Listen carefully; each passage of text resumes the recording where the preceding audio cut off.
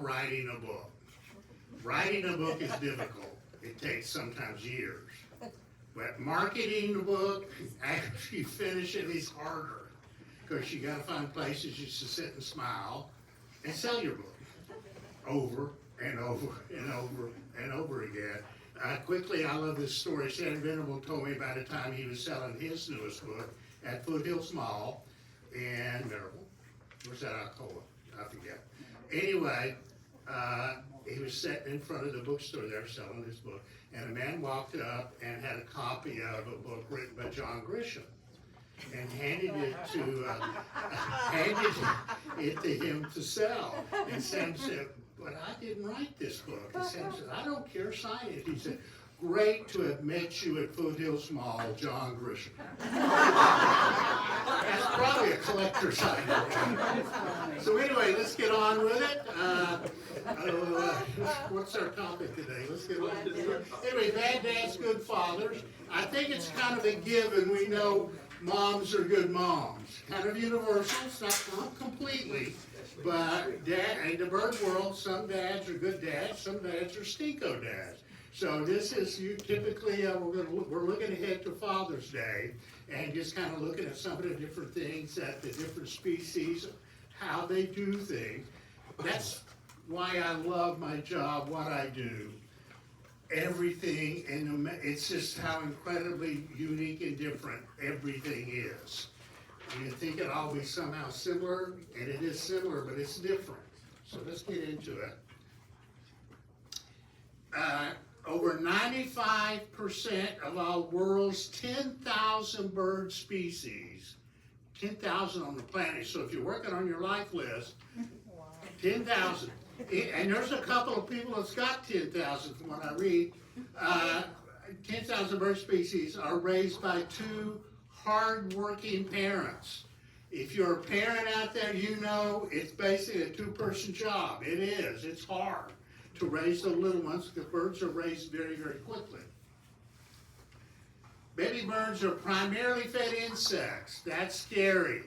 We're killing the insects. Get rid of your pesticides. This is what they raise baby birds. Caterpillars. Chickadees raise their young ones on basically caterpillars. That's just a big fuzzy hot dog, and it's good. I get to have one because I'm afraid to mess up, what's going on. Anyway, that's why raising a family is almost always a two-bird job. Your mom and dad are always out there grabbing bird, grabbing insects, and feed. Insects are protein, tiny bits of protein. And both of those were written. Richard Prum, one of my favorite books, and this came out in 2017, is The Evolution of Beauty.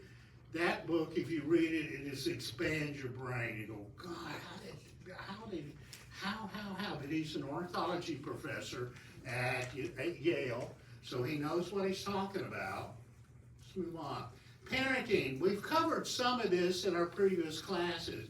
Parenting, it begins with courtship, pair bonding, and a little nest building. We did that in February. Incubating, the eggs have to stay warm.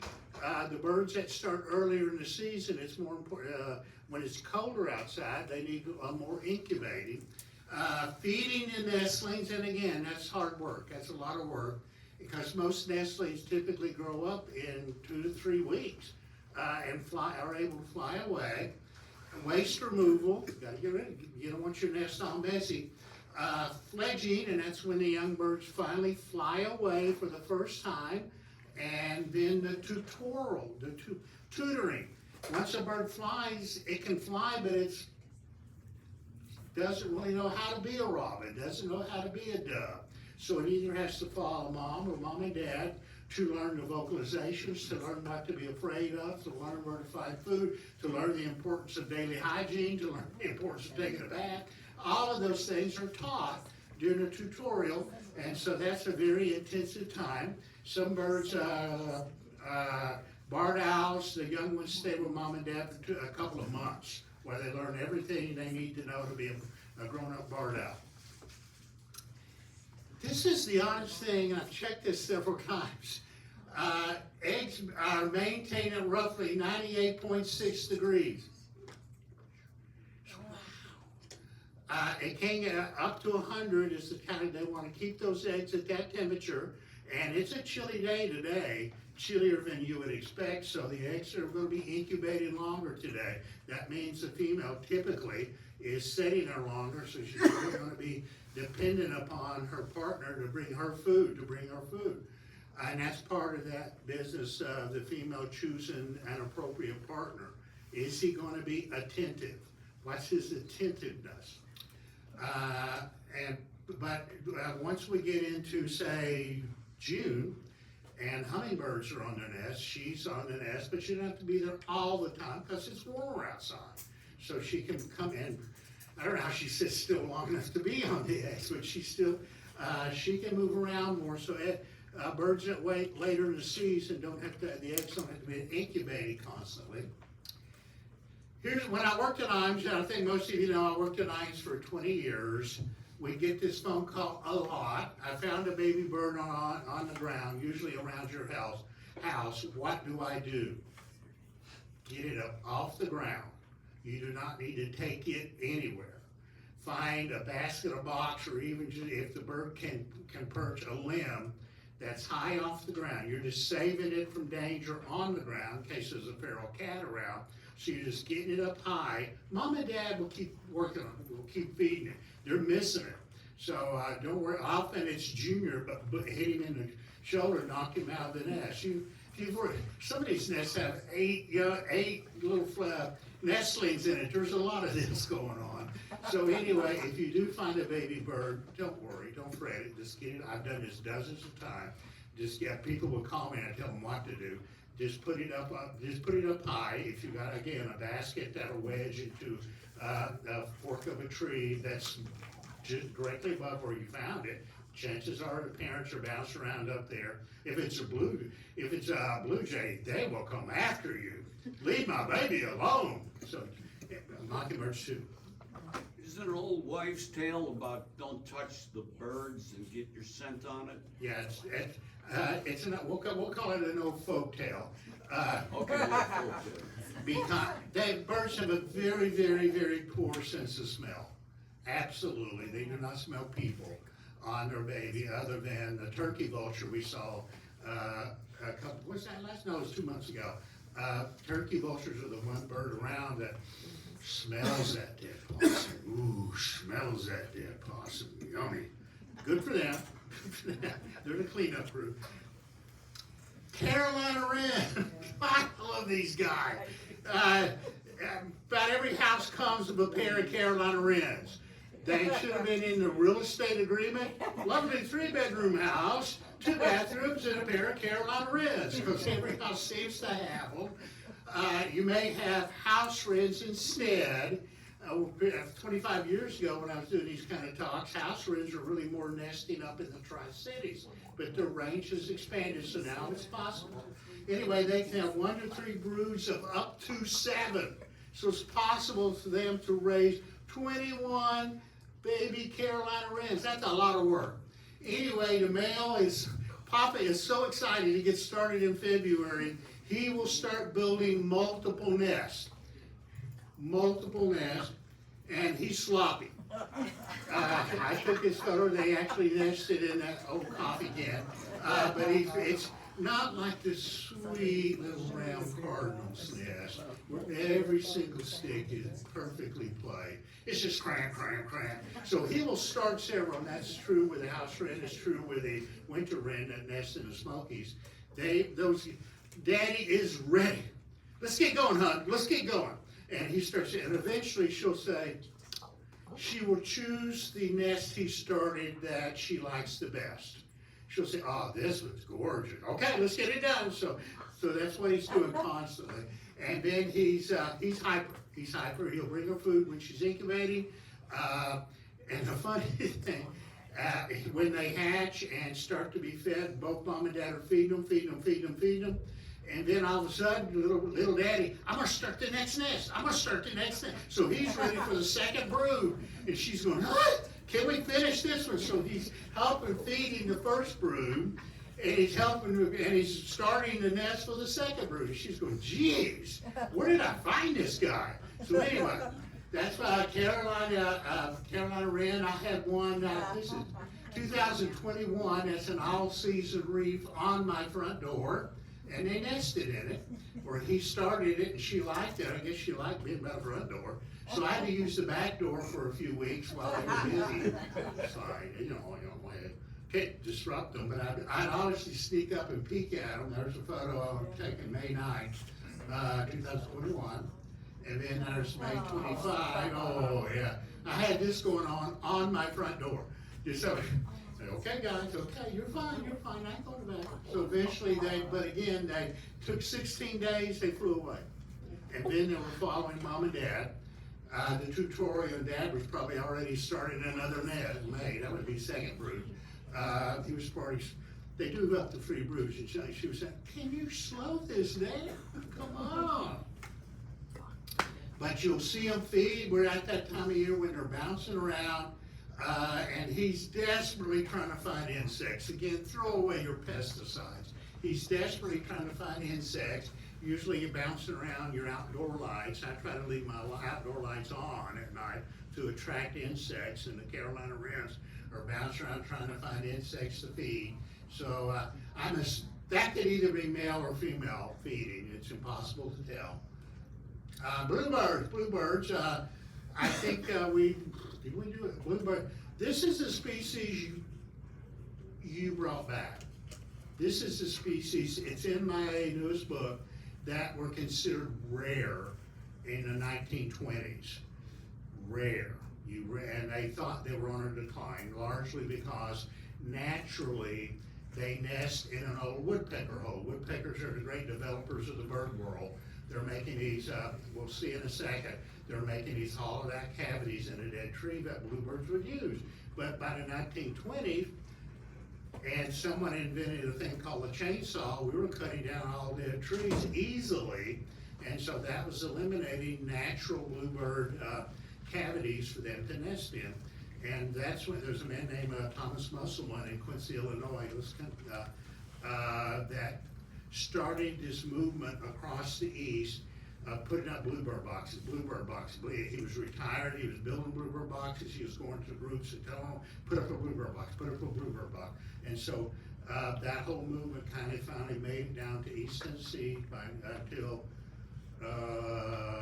1972, again, it's in my book, a man from Norris that worked for TVA put up a line of bluebird boxes below Norris Dam.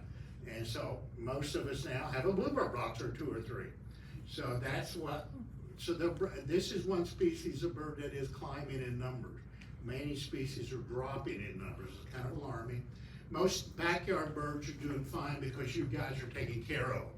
But it's the birds that aren't necessarily backyard birds that are around. They're not being fed constantly like we're doing. Anyway, a male will choose a box and a territory, and the territory is roughly 100 yards around it. And this is his box. He'll stand on the top and sing, stand on the top and sing. And if she finally likes likes his look, and then she likes his property, his territory, then she will start to build the nest, and he'll guard the nest, and they can have as many as 3 broods, as many as 6 per. And the reason why there's such intensity to raise so many is because birds are dropping in numbers. Across the board, we've lost 1/3 of all birds in the United States since 1970. So what you're doing is helping. So anyway, he will guard the territory. She builds the nest by herself. And then when they hatch, he's bringing, while she's incubated, and they start early, typically March. So but that box will heat up during the day. But while she's incubated and keeping those eggs at the proper temperature, he's bringing her food, and then he's helping to bring both of their food for the young ones and her, and then mom and dad have to start. Bring food, like I said earlier. It's a 2-person job to find enough insects to put down those babies. That's a photo sent to me by Betty Thompson, excuse me. There's a male, he's caught this lovely, yummy bug to go feed one of his darling. This is the wildest thing. such study, I forgot what I read, it was a thesis out of, seemed like it was North Carolina, that daddy bird feeds his daughters more often. Yeah, I know, than his sons. Now again, that's just put out there, it would take another thesis to kind of prove that wrong, but that's the way science works. And the best theory is, but how does he know this? The female birds tend to disperse farther from the nest site than the male birds do. Up to 12, a female from that box may move 12 miles away before she'll start looking for her own partner. And the males tend to stay much closer. So either he somehow knows this, that his daughters are going to just move away from him, and his sons are going to stay closer and they don't need as much food. Or maybe he's saying, I don't need my sons hanging around here, they'll become my rivals. These are the kind of things that keep me awake at night. God, it's incredible. There's so many things we know, but so many things we don't know. So it's absolutely fascinating. And anyway, here's a nice photo of, he's trying to teach his young one, while the female is starting a new nest, probably in the same box, clean it out. Once you know they fledged, they're finished. So clean out your box. So she's probably starting a new nest, and Dad has the task of feeding. He's like, okay, which one of you ate last? Which one of you ate last? My job is to feed you, because Mom's off starting the next generation. Again, there's pressure to produce as many offspring as they can in a relatively short amount of time. I'm going to go back to my second book here, and this is where we learned a lot about woodpeckers. That's the ivory-billed woodpecker that is extinct or not. They can't officially make up their minds. The last time it's been formally seen with documented proof was it's in my book, the late 1940s, early 1940s. Anyway, what they did learn then, and the whole book is really kind of about the change in ornithology by Arthur Allen, who founded the Cornell Lab of birds. And Arthur Allen, pre-Arthur Allen, and we're going back to the early 1900s when he was a grad student. Before that, an ornithologist would study a dead bird, weigh the dead bird, measure the dead bird, and figure out everything he could about the dead bird, he or she. But Arthur Allen was the first to really push and advocate, sit in the weeds and watch. Sit and watch and learn stuff. And so this is what they did in that tree, and the ivory-billed nested 43 feet off the ground. So that's the photo was taken with Jim Tanner, who taught at UT for a bunch of years. And they learned then, and it's still true today, not only with the well, we don't know about the ivory-bill. If any of you guys find it, get a photograph, please. That's worth $50,000 in today's market. So swamps to the south, they were never here. Anyway, for ivory-bills and woodpeckers, the male sits on the eggs all night. He does the incubating at night, and that's true of our other woodpeckers. I think I've shown a couple, and we have around today. And then during the day, Mom and Dad take turns incubating, but these guys start the nest for an ivory-bills early April, so it may get chilly up there 43 feet off the ground. So he's the one that protects that during the night. And here they are, that's the photograph Tanner took.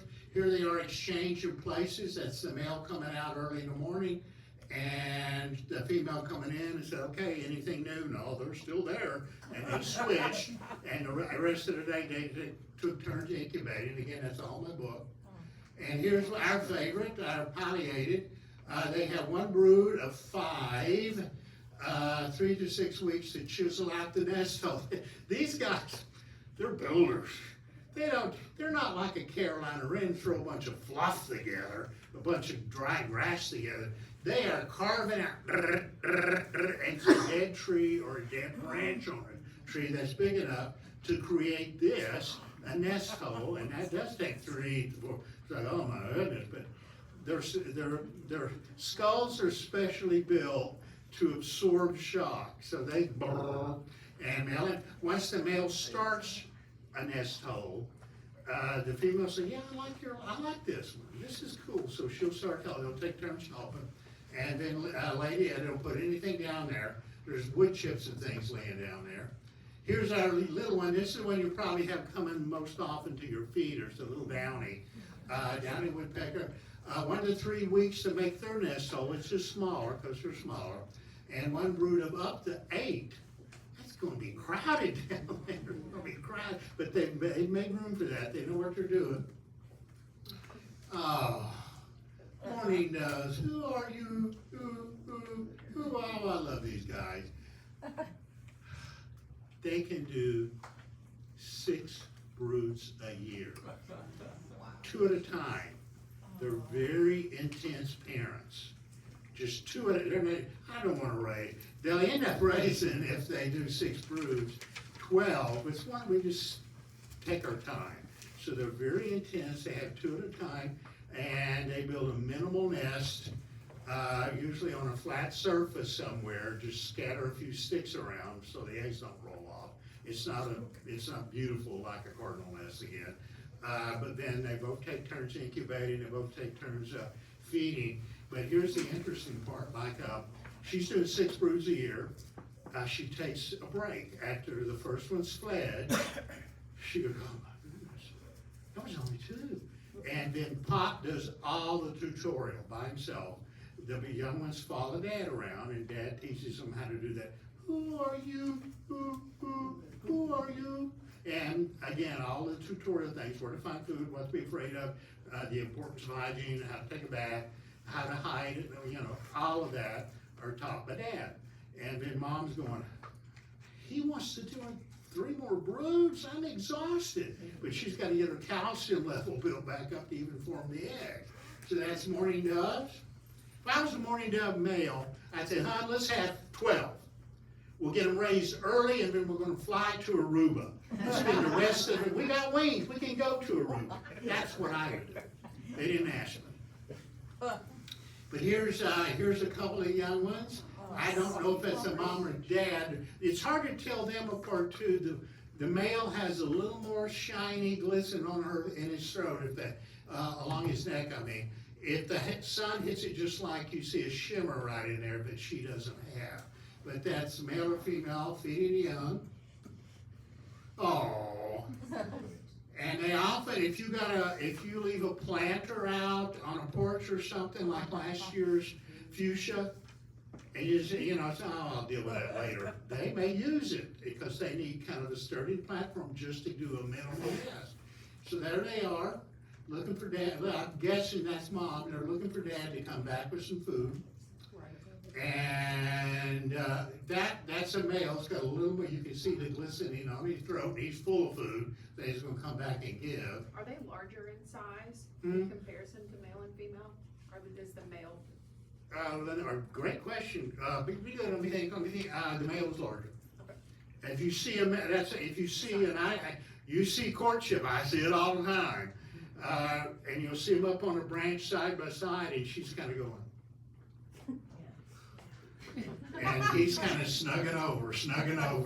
He is bigger. He's just going, come on, hon, we got a lot to do. All right now, come on, let me have it one more day. I see that a lot, way up on a branch, and finally, the canoodling goes on. Cardinals, you love your cardinals. They mate for life. And I think you remember that an unmated female cardinal will choose the brightest red male available. She's going for beauty, that evolution of beauty, like in Prom's book. She's going for beauty.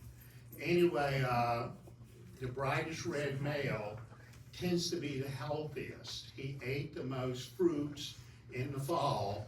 The carotenoids that are in berries, dogwood trees, a wonderful example. And that gives him bright red coat, and she will pick him for life. And when I say that they mate for life, and there's several Carolina wrens mate for life, they don't live that. It's not like a 65-year commitment. This isn't. Birds just don't make it. And so if they mate for life and their partner somehow disappears, they will remate after a proper mourning period. I don't know.